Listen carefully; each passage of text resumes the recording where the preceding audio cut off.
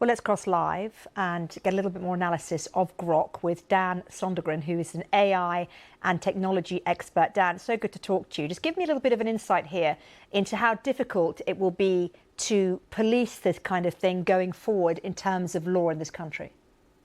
Well, it's a strange one for me because normally you'd say from a technical point of view, it's quite difficult. But as you will know, and as all your viewers know, every large language model, every LLM and every AI is different. Grok is like the non-PC old uncle that you regret to knowing in the AI world. It doesn't seem to have any filters or kind of moral compass, where other ones like ChatGPT and Claude obviously do so.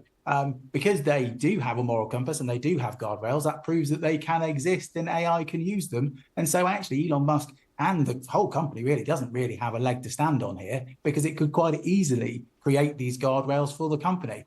We've got to remember, of course, that Grok is something like, it's only about a tenth of the amount of traffic that something like ChatGPT does. But obviously what it's doing at the moment is illegal in this country. And it's a great news that the government and Ofcom are moving so quickly, because, Elon Musk shouldn't be allowed to do whatever he likes, because he's an extremely, or maybe even the richest man in the world.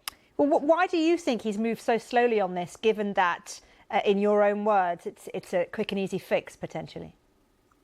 Well, it could be the fact that, the fines aren't a huge amount for him. If you look at the company behind it, Grok AI, and the other things he owns, it's something like $20 billion. They got a load of funding the other week of something like $40 billion as well. So he might be just looking at it as the cost of doing business. Also, Grok has done pretty well for itself by courting controversy, and it's got double the amount of users that it had a couple of years ago. But this doesn't mean that we shouldn't make sure that Ofcom really does bare its teeth, or at least show its teeth to Elon Musk, at least makes an effort to make sure that Elon Musk doesn't get away with it. Elon Musk, of course, has decided that morally he's above the law in this respect. But of course, that's why we have governments, and that's why we have Ofcom. You can't just decide yourself that you're going to be the arbiter of decency, etc. It's a little bit like deciding that because you're very rich, you can have the fastest car in the world and you can drive it as quick as you want.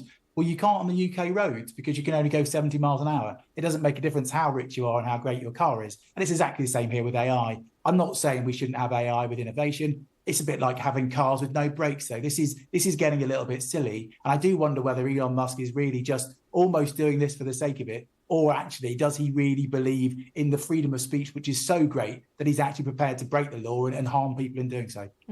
Interesting. Dan Södergren, good to talk to you as always. Thank you, Dan.